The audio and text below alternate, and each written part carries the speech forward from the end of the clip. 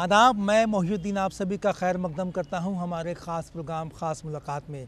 आज हमारे साथ बहुत ही अहम शख्सियत दिलीप कांबले साहब मौजूद हैं। दिलीप कांबले साहब जो है वो हुकूमत महाराष्ट्र में अक़लियती उमूर और समाजी इंसाफ के वज़ीर मुमलिकत हैं।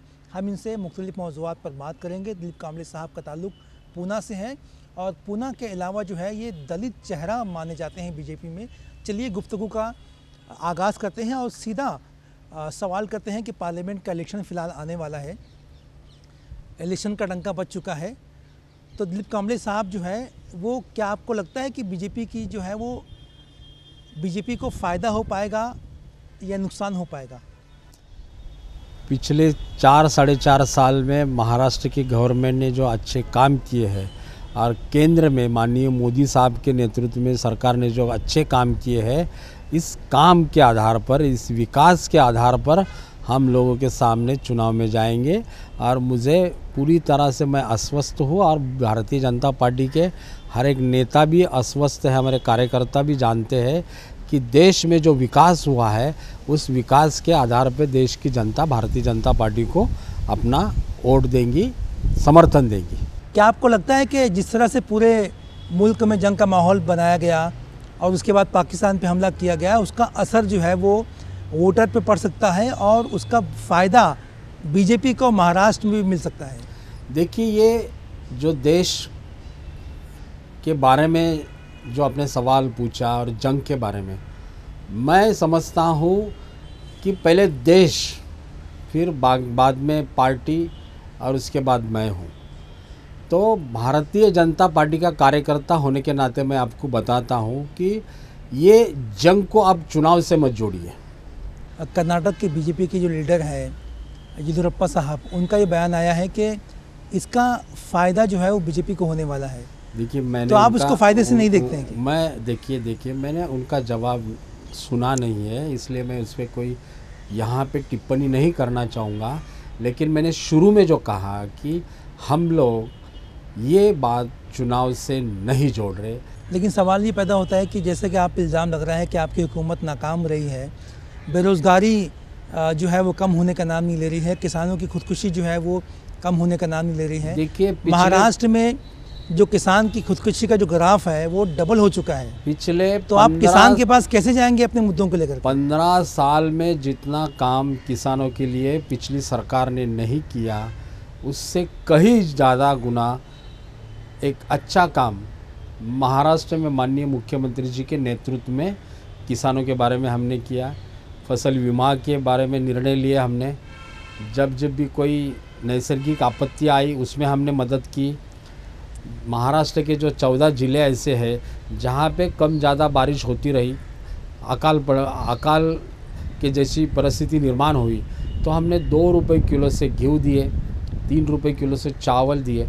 और ये नहीं कि किसी का रेशन कार्ड पीला है, किसी का लाल है, किसी का केसरी है, ये भी नहीं देखा, हर एक को दिया। जो भी वो डिस्ट्रिक्ट में 14 डिस्ट्रिक्ट में लोग रहते हैं, वो हर एक व्यक्ति को हमने इस संकट की नहीं। अगर सवाल ये पैदा होता है कि अगर आपने किसानों के लिए इतना किया है तो खुदकुशी का ग्राफ जो है वो डबल कैसे हो गया? मैं आपको बताऊँ, मैं आपको आदाद-ओ-शुमार बताता हूँ, आंकड़े बताता हूँ।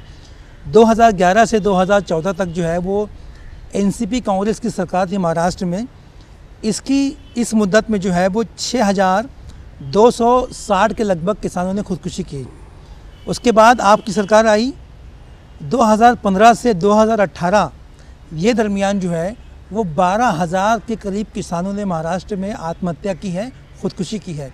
अगर आपने महाराष्ट्र में किसानों के लिए इतना कुछ किया है तो किसानों की खुदकुशी का ग्राफ डबल कैसे हो गया? देखिए, करके माननीय मोदी साहब ने जो पिछले कई सालों से जो मांगे थी किसानों की, फसल बीमा के बारे में हो, बाकी जो उनका अनाज है उसके खर्चे के हिसाब से उसकी कीमत तय हो, इसके बारे में हमने निर्णय लिया है। और रही बात आप जो कह रहे हैं आंकड़े, तो इस पे भी हम काम कर रहे हैं, क्योंकि किसानों की आत्महत्या ना हो इस दिशा में हमने बहुत सारे कदम उठाए महाराष्ट्र। लेकिन अब तो टर्म तो पूरा होने वाला है आपका सर, अब इलेक्शन और 6 महीने हैं। और इस पिछले 4.5 सालों में गांव-गांव में अभी देखिए बारिश कम ज़्यादा होती गई है। कभी ना कभी पिछले 4 सालों में देखेंगे तो आप हर 1 साल के बाद बारिश महाराष्ट्र में नहीं पूरे देश में कम ज़्यादा हो रही है। तो ये बारिश के वजह से ये इस तरह से दिक्कतें सामने आ रही है। तो फिर भी सरकार इस संकट के घड़े में हर कदम महाराष्ट्र के किसानों के साथ खड़ी हुई है। फडणवीस सरकार में जितने भी काम हुए हैं, आपको लगता है कि माइनॉरिटीज़ के लिए भी कुछ हो पाया है आपकी मैं आपको बताना चाहूँगा कि पिछले कई 10 सालों से आप देखिए जितना बजट माननीय मुख्यमंत्री ने इन 4 सालों में दिया है। अभी कल की बात लीजिए, 465 करोड़ रुपए हमने रखे हैं अल्पसंख्यक समुदाय के लिए। अल्पसंख्यक के समुदाय के बच्चे भी पढ़ लिख के आगे आए इनके लिए, और जो बच्चे ग्रामीण क्षेत्र से बड़े बड़े शहरों में आते हैं तो उनके लिए रहने का ठिकाना भी हमने बनाया। हर यूनिवर्सिटी में अल्पसंख्यक समुदाय के बच्चों के लिए, एक लड़की के लिए और लड़कों के लिए हमने हॉस्टल बनाया। तो वो हम चाहते हैं कि अल्पसंख्यक समुदाय के जो बच्चे हैं वो पढ़ लिख के आगे आए। आप पे जो इल्ज़ाम लगता है कांग्रेस और एनसीपी की जानिब से, वो इल्ज़ाम ये है कि बजट तो आप देते हैं लेकिन बजट जो है वो खर्चा नहीं कर पाते। देखिए पिछले 70 साल में कांग्रेस ने केवल और केवल वोट की राजनीति की, अल्पसंख्यक समुदाय को डराया धमकाया। पिछड़े वर्ग के जो लोग हैं उनको सिर्फ और सिर्फ बाबा साहब अम्बेडकर जी का नाम लिया, कभी शाहू महाराज का नाम लिया, कभी महात्मा फुले जी का नाम लिया, कभी मौलाना आज़ाद जी का नाम लिया, और बस वोट की राजनीति की। हम ये चाहते हैं कि अल्पसंख्यक समुदाय भी बाकी समुदाय के साथ जुड़ के आगे बढ़े, तरक्की करे। कांग्रेस ने क्या दिया था अल्पसंख्यक समुदाय के लिए? Auto rickshaw, chicken centre, truck driver, garage में काम करो, बस।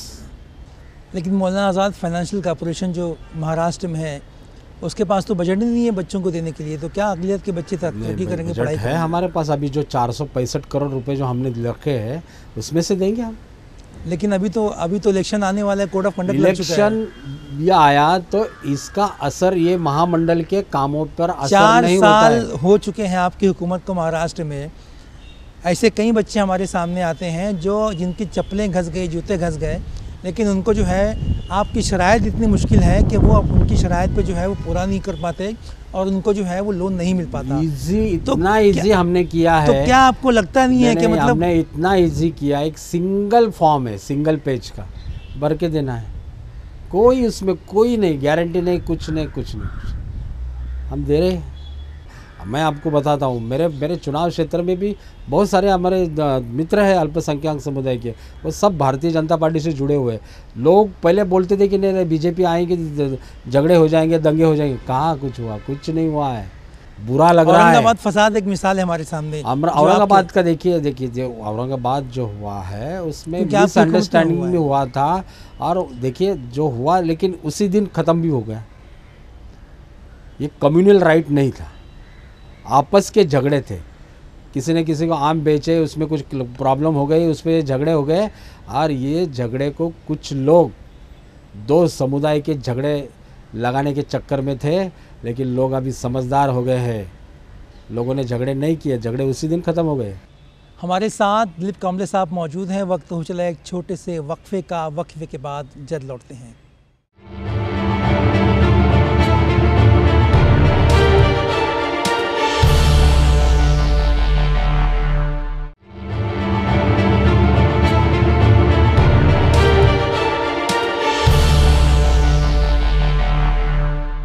वक्फे के बाद आप सभी का खैर मकदम है हमारे ख़ास प्रोग्राम ख़ास मुलाकात में। आज हमारे साथ मौजूद हैं दिलीप कांबले साहब, जो कि सामाजिक न्याय मंत्री यानी कि वज़ीर बराए समाजी इंसाफ और अक़लियती बहबूद के वज़ीर हैं। सर, आपको इसका श्रेय तो जाता है कि 4.5 साल की फडणवीस हुकूमत में फसादात कम हुए हैं, लेकिन जहाँ तक सबका साथ सबका विकास की बात आती है तो मुसलमानों को ये महसूस हो रहा है कि उनका विकास उतनी तेज़ी से नहीं हो पाया जितनी तेज़ी से विकास होने का वादा किया गया था। देखिए, मोदी साहब ने हमेशा कहा है, हिंदुस्तान के जितने भी अल्पसंख्यक समुदाय के जो बच्चे हैं, जो लोग हैं, वो हमेशा कहते हैं मोदी साहब, और उनका पूरी तरह से ध्यान अल्पसंख्यक समुदाय पे है। केवल कहने के लिए वो नहीं कहते कि सबका साथ सबका विकास, सब पे, पूरे हिंदुस्तान पे उनका ध्यान है। हर एक छोटे छोटे कस्बे पे उन पर ध्यान है। और उन्होंने तो पूरे दिल से कहा उन्होंने कि भाई, एक हाथ में शरीफ कुरान आप लो और आपके एक हाथ कंप्यूटर पे होना चाहिए।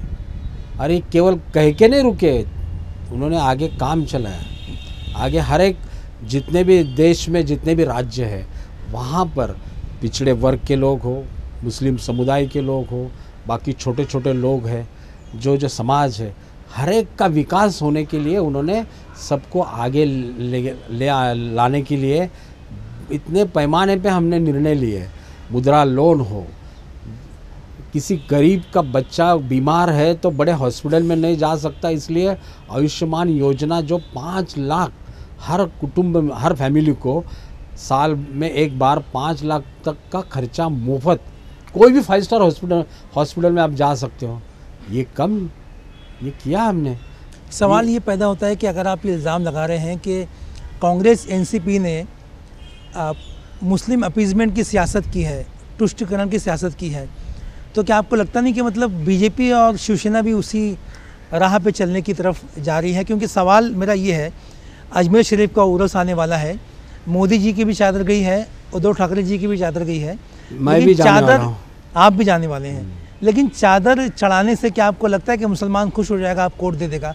मेरा सवाल ये है कि आपने 3 तलाक कानून लाया, उससे जो है मुसलमान औरतों को जो है वो एक किस्म का फ़ायदा तो मिला, लेकिन उनको तालीम मिले, उनको रोज़गार मिले, इसके लिए आपने क्या किया है? जैसे मैंने शुरू में कहा कि मुद्रा लोन केवल किसी एक समुदाय के लिए नहीं, सबके लिए है। मैंने जैसे शुरू में कहा कि कोई भी व्यक्ति जो हिंदुस्तान का नागरिक है तो वो आगे आए, चाहे मुस्लिम हो, बौद्ध हो, क्रिश्चियन हो, बाकी कोई भी समुदाय का हो, जो चाहता है कि मेरा बिजनेस मुझे खड़ा करना है तो बैंक के दरवाजे उसके लिए। आपको लगता नहीं है कि अक़लियती बहबूद का जो महकमा आपके पास है, उसके थ्रू जो है वो ऐसी जो ख़वातीन हैं जो तलाक़शुदा हो चुकी हैं या जिन्हें जो 3 तलाक की विक्टिम है, उनको आगे बढ़ के मदद करना चाहिए, उनके लिए कुछ करना चाहिए? क्योंकि मुख्तार अब्बास नकवी साहब ने भी कहा था कि हज सब्सिडी ख़त्म होने के बाद हम लोग जो है वो ऐसी औरतों की मदद करेंगे, लेकिन अभी तक ऐसा कुछ कदम नहीं उठा पाए। देखिए, ऐसा है कि हज सब्सिडी पे जितना हर साल पैसा खर्चा होता था, हम लोग चाहते हैं कि 3 तलाक पीड़ित परिवार जो है उनको मदद हो। दूसरा अहम बात यह है कि जो भी सब्सिडी की रकम बचेंगी, जितने भी पैसे बचेंगे, वो हम लोग शिक्षा पे खर्चा कर रहे हैं आज। और हिंदुस्तान के अल्पसंख्यक समुदाय के जो भी कार्यकर्ता है, जो भी नेता है, उन्होंने यही कहा था कि ठीक है, हाथ जाने के लिए जो सब्सिडी देते थे आप, वो बच गई, सब्सिडी ख़त्म हो गई, सुप्रीम कोर्ट का उसमें निर्णय आया, तो वो जो राशि है, जो भी पैसा है, वो देश के मुसलमानों के जो बच्चे, लड़कियां जो पढ़ रहे हैं, उन पे खर्चा हो जाए। तो माननीय मोदी साहब ने निर्णय ले लिया। हो रहा है, महाराष्ट्र में हो रहा है, आपको हो रहा है, उस हिसाब से पैसे आ रहे हैं, हम लोग खर्चा कर रहे हैं। एक सवाल मेरा ये है कि 2018 में आपका एक बयान आया था कि महाराष्ट्र में माइनॉरिटी कमिश्नरेट बनेगा और उसके अंडर में जो है जितने भी माइनॉरिटी के महकमे हैं वो आएंगे और बहुत अच्छी तरह से काम होगा। 18 से 19 आ चुका है, आपने ये भी कहा था कि उसका पूरा खाका तैयार हो चुका है और उसका इम्प्लीमेंटेशन होने वाला है, लेकिन उसका क्या हुआ? पूरी तरह से जो भी कैबिनेट डिसीजन लेना है, कैबिनेट का पूरा प्रस्ताव तैयार है और आने वाले कैबिनेट में हम लोग वो प्रस्ताव पारित करेंगे। और वो जिस तरह से अलग अलग डिपार्टमेंट है, जैसे कि सामाजिक न्याय का आयुक्तालय है, कृषि का है, तो इसी तरह माइनॉरिटी का भी आयुक्तालय पूना में या हम लोग औरंगाबाद में बनाएंगे। लेकिन सवाल ये है कि अक्सर ऐसा होता क्यों है कि हज कमेटी, उर्दू एकेडमी और मौलाना अबुल कलाम आज़ाद फाइनेंशियल कॉर्पोरेशन जो माइनॉरिटीज़ के अदारे हैं, ये जो है वो इलेक्शन से पहले बनते हैं। अभी आपने जो है वो जमाल सिद्दीकी साहब को हज कमेटी के चेयरमैन बना दिया, उससे पहले हैदर आलम साहब को जो है आपने जो है वो मौलाना आज़ाद के चेयरमैन बना दिया। हाजी अरफात जो शिवसेना में थे वो आपकी पार्टी में आ चुके हैं, उनको आपने जो है वो अक़लियती कमीशन के चेयरमैन बना दिया। तो ये सब चीज़ें जो है वो हुई है इलेक्शन से पहले, तो इलेक्शन से पहले ही क्यों होती है? पहले नहीं, देखिए मैं आपको एक बात बताता हूँ, अगर चेयरमैन नहीं तो काम रुकता नहीं किसी भी महामंडल का, या किसी भी जैसे आपने कहा कि हज कमेटी का काम तो रुका नहीं ना। पिछले बार आप भी थे, हमने ड्रॉ निकाला, सबको भेजा है, जो भी जाना चाहते थे, जिन्होंने भी एप्लीकेशन दी थी, वो काम तो रुका हुआ नहीं। कमीशन के चेयरमैन की जरूरत है, छोटे छोटे जो मसले, जो छोटे छोटे मसले होते हैं, इसके लिए चेयरमैन की जरूरत है, लेकिन काम रुकता नहीं है। क्या आपको लगता है कि आने वाले इलेक्शन में मुसलमान आपको वोट देगा? पक्का देंगे, हमने काम किया। किस बुनियाद पे? भरोसा है उनको, भरोसा है मोदी साहब पे, भरोसा है फडणवीस साहब पे, भरोसा है हमारे काम पे, उनको भरोसा है हमने जो काम किया है वो काम पे उनको यकीन है। लोगों का ये कहना है कि प्रकाश अंबेडकर अगर कांग्रेस के साथ नहीं जाते हैं तो इसका सीधा फ़ायदा बीजेपी को होने वाला है। मैंने शुरू में ही कहा आपको कि हर बात वोटों से नहीं जोड़ी जानी चाहिए, क्योंकि सर आपकी सियासी जमात है, आप सियासी पार्टी हैं, आप वोट लेके हुकूमत में बैठेंगे तो वोट से क्यों नहीं जाएंगे? चुनाव जब आएगा तब उस चुनाव तो आ रहे हैं ना, अभी बात करेंगे हम लोग तो, लेकिन इसका मतलब ये थोड़ी है कि अभी मुसलमान हमसे जुड़ जाएंगे, ये जुड़ जाएंगे, हम सबको साथ। प्रकाश अंबेडकर का इफेक्ट क्या होने वाला है ये बताइए। देखिए, प्रकाश अंबेडकर जी एक पार्टी के नेता है, और जैसे आपने भी कहा कि जब चुनाव आता है तो हर एक पार्टी के लोग अपना अपना एजेंडा लेके चलते हैं। हम अपने काम का और विकास का एजेंडा लेके आगे चलेंगे, तो उसमें हिंदू भी रहेंगे, मुसलमान भी रहेंगे, सिख भी रहेंगे, ईसाई भी रहेंगे। बीजेपी पे इल्ज़ाम ये लगता है कि बीजेपी जो है वो जो बाबा साहब अम्बेडकर के जो कानून है उसको बदलना चाहती है। कैसे बदलेंगे हम?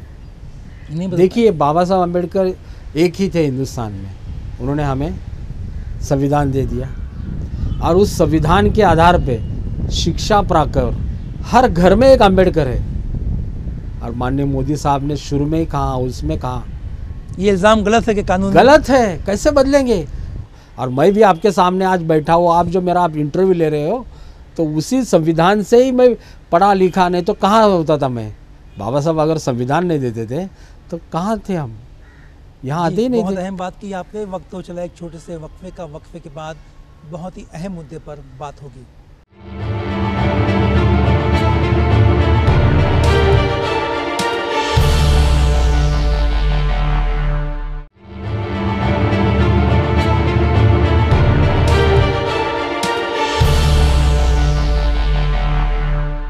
वक्फे के बाद आप सभी का खैर मकदम है। हमारे साथ मौजूद हैं बहुत ही अहम शख्सियत दिलीप कांबले साहब।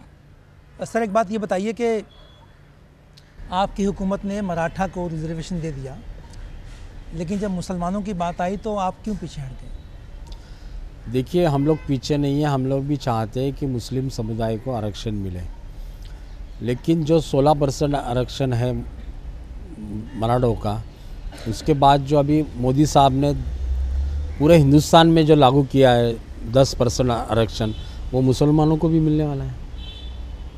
उसका फ़ायदा मुस्लिम समुदाय को भी मिलेगा। उसका फ़ायदा तो मराठा को भी मिल सकता है ना सर, उनको तुमने क्यों दिया रिजर्वेशन? मराठा जो है वो जनरल कैटेगरी में आते हैं और उसकी बुनियाद पे सवर्ण का जो आरक्षण है वो उनको मिल सकता है। देखिए, शुरू में मुस्लिम समुदाय के कुछ जमात जो है उसमें ऑलरेडी ओबीसी का आरक्षण मिल रहा है, बचे वो लोग। मराठा कुंभी समाज भी तो ओबीसी में आता है। तो आज अगर हमने मराठाओं को दिया है तो हो सकता है आने वाले अगली सरकार जो हमारे आने वाली है उसमें हम लोग मुस्लिम समुदाय को भी दे देंगे। आपने इससे पहले भी कहा था, पिछले साल जब मैंने आपसे सवाल किया था तो आपने कहा था कि हम जो है बहुत जल्दी मुसलमानों को देने वाले हैं आरक्षण, लेकिन वो मिला नहीं। पक्का देने वाले हैं। किस बुनियाद पर देंगे, कैसे देंगे? देंगे हम। जो बातें कोर्ट में अटक गई है उस पर सोल्यूशन निकालेंगे। सर देखिए, जब पिछली कांग्रेस हुकूमत ने मुसलमानों को आरक्षण दिया था तो उस वक्त मुसलमानों को जो है वो 4.5% आरक्षण दिया गया था। उसके बाद जब मराठा और मुस्लिम आरक्षण को लेकर के कोर्ट में चैलेंज किया गया तो कोर्ट ने मराठा रिजर्वेशन को ख़त्म कर दिया और मुसलमानों के रिजर्वेशन को तालीम में जारी रखा, और ये कहा कि मुसलमान जो है वो पिछड़ा हुआ है। महमूद रहमान कमेटी इसकी सबूत है, सचर कमेटी इसकी सबूत है। तो इनकी जो है वो तालीम में इनको रिजर्वेशन मिलना चाहिए, लेकिन आपकी हुकूमत आई और वो ख़त्म कर दिया। क्या आपको लगता नहीं है कि मुसलमानों को कम से कम तालीम में तो मिलना चाहिए रिजर्वेशन? हम लोग देने वाले हैं, लेकिन कब देंगे? आने वाले सरकार। अभी तो 10% जो है उसमें आरक्षण दे रहे हैं हम लोग। वो तो सबके लिए ना सर। तो उसमें मुस्लिम समुदाय भी है ना। मुस्लिम समुदाय जो है वो जो शेड्यूल कास्ट शेड्यूल ट्राइब है उनसे पिछड़ा हुआ है। इसकी सबूत जो है वो सज्जर कमेटी की रिपोर्ट है, आप भी जानते हैं बात को। तो इसीलिए मैंने शुरू में ही कहा कि अभी 10% जो आरक्षण है उसमें जो बचे हुए मुस्लिम समुदाय के लोग हैं, जो ओबीसी का आरक्षण जिनको है, उसमें बचे हुए जो समाज है उनको ये 10% में से हम लोग देंगे। और रही बात आपकी 5% आरक्षण की, तो हम ज़रूर मुस्लिम समुदाय को आरक्षण देने वाले हैं। एक सवाल आपसे ये है कि पार्लियामेंट का इलेक्शन आने वाला है, आपने शिवसेना के साथ टाई अप तो कर लिया, 25-23 का फॉर्मूला आपके पास है, क्या कोई मुसलमान को टिकट दे सकती है बीजेपी इलेक्शन में? देखिए, जहाँ पर अगर कोई कैंडिडेट है और वो चुनाव में खड़ा होके जीत सकता है, ऐसे किसी भी व्यक्ति को हम चुनाव में टिकट दे सकते हैं। 48 में से कितनी सीट मुसलमानों को दी जाएगी? मेरी भारतीय जनता पार्टी, जहाँ पर भी कोई कार्यकर्ता मेरे पार्टी का है और जो चुनाव जीत सकता है, ऐसा मेरा केंद्रीय जो नेतृत्व है, महाराष्ट्र के माननीय मुख्यमंत्री जी है, प्रदेश अध्यक्ष जी है, वो निर्णय लेंगे। ऐसा नहीं होता ना कि दलितों को इतना दिया, मुसलमानों को इतना दो, इतना दो।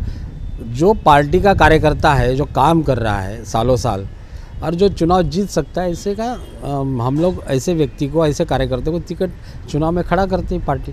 तो मुस्लिम समुदाय से भी आगे कोई आता है तो उसको खड़ा करेंगे। इल्ज़ाम तो यही लगता है कि बीजेपी में जो है वो अगर मुस्लिम लीडर हैं तो उसको आगे बढ़ने हमारे का बहुत पास कम चांस मिलता है। बहुत सारे पंचायत महाराष्ट्र में भी पंचायत के लीडर है, कॉरपोरेटर है, जिला पंचायत में है, और लेकिन आगे एक मुस्लिम एमएलए नहीं है आपके पास। बनाएंगे हम। अभी तक तो आपने टिकट ही नहीं दिया, कैसे बनेगा? बनाएंगे ना कहीं से बनाएंगे।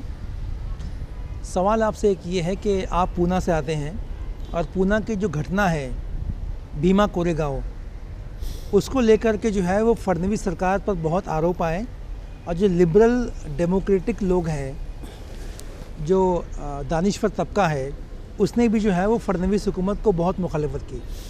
नहीं, सबसे बड़ी बात आप समझ लीजिए कि भीमा कोरेगांव का मसला जो है उसमें पूरी तरह से मैं पूरा दिन उस दिन वहाँ पे था, और एक छोटा पत्थर भी जहाँ पे ये स्तंभ है वहाँ हमने गिरने नहीं दिया।